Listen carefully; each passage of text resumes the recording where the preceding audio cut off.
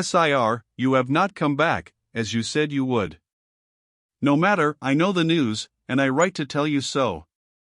Did you see anything particular in my face when you left me?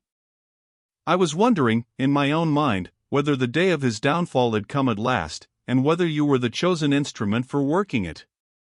You were, and you have worked it. You were weak enough, as I have heard, to try and save his life. If you had succeeded, I should have looked upon you as my enemy. Now you have failed, I hold you as my friend. Your inquiries frightened him into the vestry by night. Your inquiries, without your privity and against your will, have served the hatred and wreaked the vengeance of 23 years. Thank you, sir, in spite of yourself. I owe something to the man who has done this. How can I pay my debt? If I was a young woman still, I might say, "Come, put your arm round my waist, and kiss me, if you like." I should have been fond enough of you even to go that length, and you would have accepted my invitation. You would, sir, 20 years ago. But I am an old woman now. Well, I can satisfy your curiosity, and pay my debt in that way. You had a great curiosity to know certain private affairs of mine when you came to see me, private affairs which all your sharpness could not look into without my help, private affairs which you have not discovered, even now. You shall discover them, your curiosity shall be satisfied. I will take any trouble to please you, my estimable young friend. You were a little boy, I suppose, in the year 27? I was a handsome young woman at that time, living at Old Welmingham. I had a contemptible fool for a husband. I had also the honor of being acquainted, never mind how, with a certain gentleman, never mind whom. I shall not call him by his name. Why should I? It was not his own. He never had a name, you know that, by this time, as well as I do. It will be more to the purpose to tell you how he worked himself into my good graces. I was born with the tastes of a lady, and he gratified them. In other words, he admired me, and he made me presents. No woman can resist admiration and presents, especially presents, provided they happen to be just the thing she wants. He was sharp enough to know that most men are. Naturally, he wanted something in return. All men do. And what do you think was the something? The merest trifle. Nothing but the key of the vestry, and the key of the press inside it, when my husband's back was turned. Of course he lied when I asked him why he wished me to get him the keys in that private way. He might have saved himself the trouble. I didn't believe him. But I liked my presents, and I wanted more. So I got him the keys, without my husband's knowledge, and I watched him, without his own knowledge. Once, twice, 4 times I watched him, and the 4th time I found him out. I was never over-scrupulous where other people's affairs were concerned, and I was not over-scrupulous about his adding one to the marriages in the register on his own account. Of course I knew it was wrong, but it did no harm to me, which was one good reason for not making a fuss about it. And I had not got a gold watch and chain, which was another, still better, and he had promised me one from London only the day before, which was a third, best of all. If I had known what the law considered the crime to be, and how the law punished it, I should have taken proper care of myself, and have exposed him then and there. But I knew nothing, and I longed for the gold watch. All the conditions I insisted on were that he should take me into his confidence and tell me everything. I was as curious about his affairs then as you are about mine now. He granted my conditions. Why, you will see presently. This, put in short, is what I heard from him. He did not willingly tell me all that I tell you here. I drew some of it from him by persuasion and some of it by questions. I was determined to have all the truth, and I believe I got it. He knew no more than anyone else of what the state of things really was between his father and mother till after his mother's death. Then his father confessed it, and promised to do what he could for his son. He died having done nothing, not having even made a will. The son, who can blame him, wisely provided for himself. He came to England at once, and took possession of the property. There was no one to suspect him, and no one to say him nay. His father and mother had always lived as man and wife. None of the few people who were acquainted with them ever supposed them to be anything else.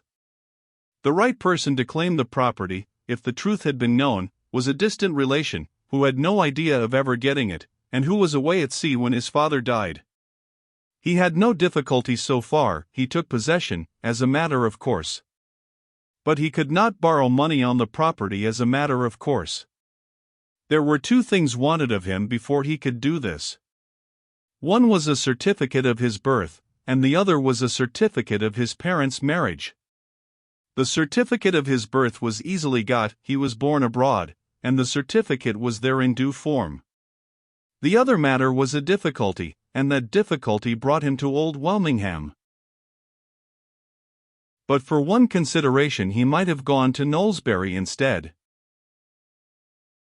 His mother had been living there just before she met with his father, living under her maiden name, the truth being that she was really a married woman, married in Ireland, where her husband had ill-used her, and had afterwards gone off with some other person. I give you this fact on good authority. Sir Felix mentioned it to his son as the reason why he had not married. You may wonder why the son, knowing that his parents had met each other at Knowlesbury, did not play his first tricks with the register of that church, where it might have been fairly presumed his father and mother were married. The reason was that the clergyman who did duty at Knowlesbury Church, in the year 1803, when, according to his birth certificate, his father and mother ought to have been married, was alive still when he took possession of the property in the new year of 1827. This awkward circumstance forced him to extend his inquiries to our neighborhood. There no such danger existed, the former clergyman at our church having been dead for some years. Old Wilmingham suited his purpose as well as Knowlesbury.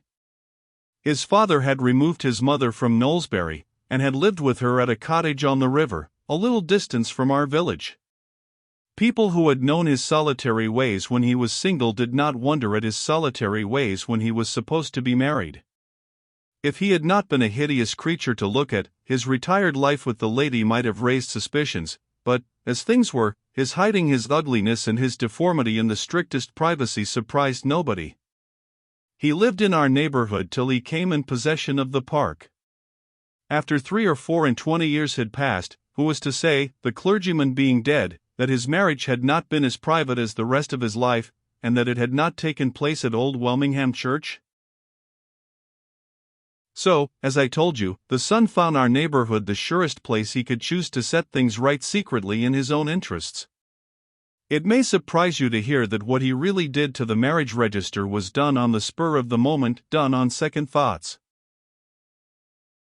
His first notion was only to tear the leaf out, in the right year and month, to destroy it privately, to go back to London, and to tell the lawyers to get him the necessary certificate of his father's marriage, innocently referring them of course to the date on the leaf that was gone. Nobody could say his father and mother had not been married after that, and whether, under the circumstances, they would stretch a point or not about lending him the money. He thought they would. He had his answer ready at all events, if a question was ever raised about his right to the name and the estate. But when he came to look privately at the register for himself, he found at the bottom of one of the pages for the year 1803 a blank space left, seemingly through there being no room to make a long entry there, which was made instead at the top of the next page. The sight of this chance altered all his plans. It was an opportunity he had never hoped for, or thought of, and he took it, you know how. The blank space, to have exactly tallied with his birth certificate, ought to have occurred in the July part of the register. It occurred in the September part instead. However, in this case, if suspicious questions were asked, the answer was not hard to find. He had only to describe himself as a 7 months' child. I was fool enough, when he told me his story, to feel some interest and some pity for him, which was just what he calculated on, as you will see. I thought him hardly used. It was not his fault that his father and mother were not married, and it was not his father's and mother's fault either. A more scrupulous woman than I was, a woman who had not set her heart on a gold watch and chain, would have found some excuses for him. At all events, I held my tongue, and helped to screen what he was about. He was sometime getting the ink the right color, mixing it over and over again in pots and bottles of mine, and sometime afterwards in practicing the handwriting. But he succeeded in the end, and made an honest woman of his mother after she was dead in her grave. So far, I don't deny that he behaved honorably enough to myself. He gave me my watch and chain, and spared no expense in buying them. Both were of superior workmanship, and very expensive. I have got them still. The watch goes beautifully. You said the other day that Mrs. Clemens had told you everything she knew. In that case, there is no need for me to write about the trumpery scandal by which I was the sufferer, the innocent sufferer, I positively assert. You must know as well as I do what the notion was which my husband took into his head when he found me and my fine gentleman acquaintance meeting each other privately and talking secrets together. But what you don't know is how it ended between that same gentleman and myself. You shall read and see how he behaved to me. The first words I said to him, when I saw the turn things had taken, were, "Do me justice, clear my character of a stain on it which you know I don't deserve. I don't want you to make a clean breast of it to my husband, only tell him, on your word of honor as a gentleman, that he is wrong, and that I am not to blame in the way he thinks I am. Do me that justice, at least, after all I have done for you." He flatly refused, in so many words. He told me plainly that it was his interest to let my husband and all my neighbors believe the falsehood, because, as long as they did so, they were quite certain never to suspect the truth. I had a spirit of my own, and I told him they should know the truth from my lips. His reply was short, and to the point. If I spoke, I was a lost woman, as certainly as he was a lost man. Yes. It had come to that. He had deceived me about the risk I ran in helping him. He had practiced on my ignorance, he had tempted me with his gifts, he had interested me with his story, and the result of it was that he made me his accomplice. He owned this coolly, and he ended by telling me, for the first time, what the frightful punishment really was for his offense, and for anyone who helped him to commit it. In those days the law was not so tender-hearted as I hear it is now. Murderers were not the only people liable to be hanged, and women convicts were not treated like ladies in undeserved distress. I confess he frightened me, the mean impostor. The cowardly blackguard. Do you understand now how I hated him? Do you understand why I am taking all this trouble, thankfully taking it, to gratify the curiosity of the meritorious young gentleman who hunted him down? Well, to go on. He was hardly fool enough to drive me to downright desperation. I was not the sort of woman whom it was quite safe to hunt into a corner, he knew that, and wisely quieted me with proposals for the future. I deserved some reward, he was kind enough to say, for the service I had done him, and some compensation, he was so obliging as to add, for what I had suffered. He was quite willing, generous scoundrel, to make me a handsome yearly allowance, payable quarterly, on 2 conditions. First, I was to hold my tongue in my own interests as well as in his. Secondly, I was not to stir away from Welmingham without first letting him know, and waiting till I had obtained his permission. In my own neighborhood, no virtuous female friends would tempt me into dangerous gossiping at the tea-table. In my own neighborhood, he would always know where to find me. A hard condition, that second one, but I accepted it. What else was I to do? I was left helpless, with the prospect of a coming encumbrance in the shape of a child. What else was I to do? Cast myself on the mercy of my runaway idiot of a husband who had raised the scandal against me? I would have died first. Besides, the allowance was a handsome one. I had a better income, a better house over my head, better carpets on my floors, than half the women who turned up the whites of their eyes at the sight of me. The dress of virtue, in our parts, was cotton print. I had silk. So I accepted the conditions he offered me, and made the best of them, and fought my battle with my respectable neighbors on their own ground, and won it in course of time, as you saw yourself. How I kept his secret, and mine, through all the years that have passed from that time to this, and whether my late daughter, and ever really crept into my confidence, and got the keeping of the secret too, are questions, I dare say, to which you are curious to find an answer. Well, my gratitude refuses you nothing. I will turn to a fresh page and give you the answer immediately. But you must excuse one thing, you must excuse my beginning, Mr. Hartright, with an expression of surprise at the interest which you appear to have felt in my late daughter. It is quite unaccountable to me. If that interest makes you anxious for any particulars of her early life, I must refer you to Mrs. Clements, who knows more of the subject than I do. Pray understand that I do not profess to have been at all over-fond of my late daughter. She was a worry to me from first to last, with the additional disadvantage of being always weak in the head. You like candor, and I hope this satisfies you. There is no need to trouble you with many personal particulars relating to those past times. It will be enough to say that I observed the terms of the bargain on my side, and that I enjoyed my comfortable income in return, paid quarterly. Now and then I got away and changed the scene for a short time, always asking leave of my lord and master first, and generally getting it. He was not, as I have already told you, fool enough to drive me too hard, and he could reasonably rely on my holding my tongue for my own sake, if not for his.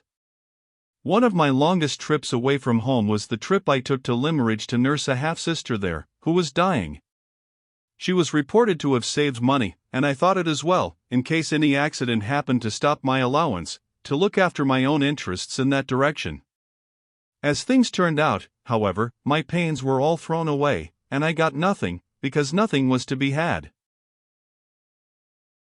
I had taken into the north with me, having my whims and fancies, occasionally, about my child, and getting, at such times, jealous of Mrs. Clements' influence over her.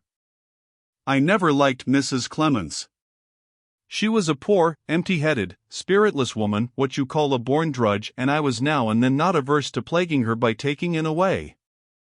Not knowing what else to do with my girl while I was nursing in Cumberland, I put her to school at Limmeridge. The lady of the manor, Mrs. Fairley, a remarkably plain-looking woman, who had entrapped one of the handsomest men in England into marrying her, amused me wonderfully by taking a violent fancy to my girl.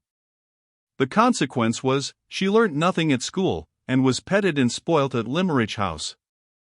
Among other whims and fancies which they taught her there, they put some nonsense into her head about always wearing white.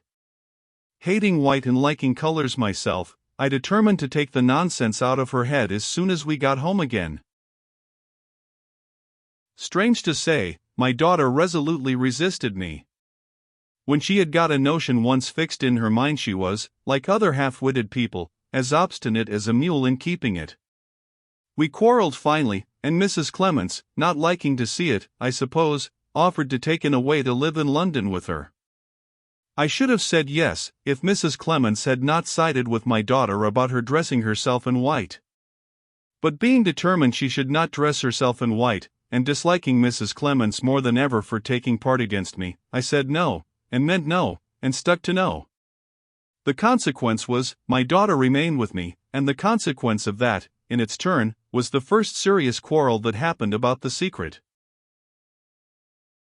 The circumstance took place long after the time I have just been writing of. I had been settled for years in the new town, and was steadily living down my bad character and slowly gaining ground among the respectable inhabitants. It helped me forward greatly towards this object to have my daughter with me. Her harmlessness and her fancy for dressing in white excited a certain amount of sympathy. I left off opposing her favorite whim on that account, because some of the sympathy was sure, in course of time, to fall to my share. Some of it did fall. I date my getting a choice of the 2 best sittings to let in the church from that time, and I date the clergyman's first bow from my getting the sittings. Well, being settled in this way, I received a letter one morning from that highly born gentleman, now deceased, in answer to one of mine, warning him, according to agreement, of my wishing to leave the town for a little change of air and scene. The ruffianly side of him must have been uppermost, I suppose, when he got my letter, for he wrote back, refusing me in such abominably insolent language, that I lost all command over myself, and abused him, in my daughter's presence, as a low impostor whom I could ruin for life if I chose to open my lips and let out his secret. I said no more about him than that, being brought to my senses as soon as those words had escaped me by the sight of my daughter's face looking eagerly and curiously at mine. I instantly ordered her out of the room until I had composed myself again. My sensations were not pleasant, I can tell you, when I came to reflect on my own folly, and had been more than usually crazy and queer that year, and when I thought of the chance there might be of her repeating my words in the town, and mentioning his name in connection with them, if inquisitive people got hold of her, I was finally terrified at the possible consequences. My worst fears for myself, my worst dread of what he might do, led me no farther than this. I was quite unprepared for what really did happen only the next day. On that next day, without any warning to me to expect him, he came to the house. His first words, and the tone in which he spoke them, surly as it was, showed me plainly enough that he had repented already of his insolent answer to my application, and that he had come in a mighty bad temper to try and set matters right again before it was too late. Seeing my daughter in the room with me, I had been afraid to let her out of my sight after what had happened the day before. He ordered her away.